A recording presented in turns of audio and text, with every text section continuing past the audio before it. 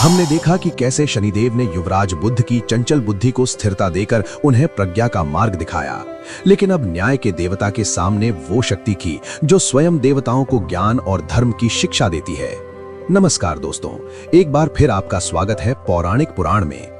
देवगुरु बृहस्पति साक्षात धर्म, अध्यात्म, क्षमा और ब्रह्मांडीय ज्ञान के स्वामी हैं। उनका वर्ण स्वर्ण के समान पीला और आभा अत्यंत सात्विक है। देवगुरु का मानना था कि ज्ञान और ईश्वरीय कृपा से किसी भी पापी के कर्मों का फल काटा जा सकता है। जब बृहस्पति ने देखा कि शनिदेव अपनी कठोर वक्र दृष्टि से नवग्रहों को दंडित कर रहे हैं, तो देवगुरु ने शनिदेव को अपने ज्ञान लोक में आमंत्रित किया।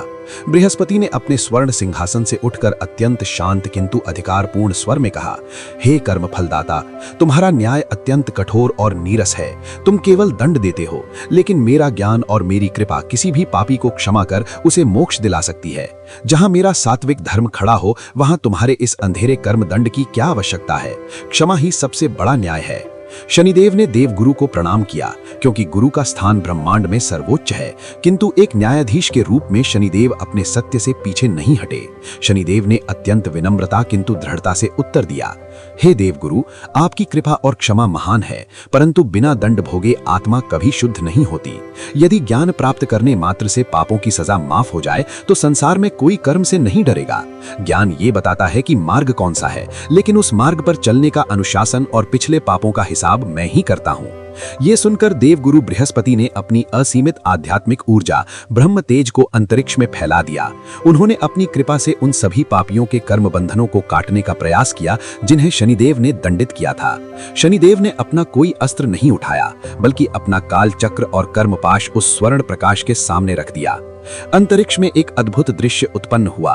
देवगुरु बृहस्पति का वो स्वर्ण प्रकाश शनिदेव के उस नीले अंधकार को मिटा नहीं पाया और ना ही शनिदेव का अंधकार गुरु के प्रकाश को निगल पाया। दोनों ऊर्जाएं एक दूसरे से टकराने के बजाय एक दूसरे में समाहित होने लगीं।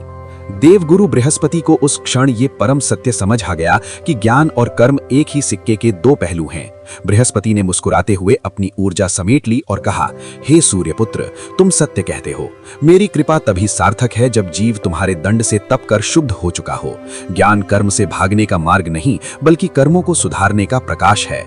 शनिदेव ने नतमस्तक होकर गुरु की महिमा को स्वीकारा, जो कि शास्त्र के अनुसार जब जन्म कुंडली में ज्ञान और कर्म का ये अद्भुत मिलन होता है तो ब्रह्मांड का सबसे पवित्र धर्म कर्माधिपति योग बनता है। ऐसा व्यक्ति संसार का सबसे महान न्यायाधीश, आध्यात्मिक गुरु या लोक कल्याणकारी राजा बनता है, जिसके पास दया और अनुशासन दोनों होते हैं।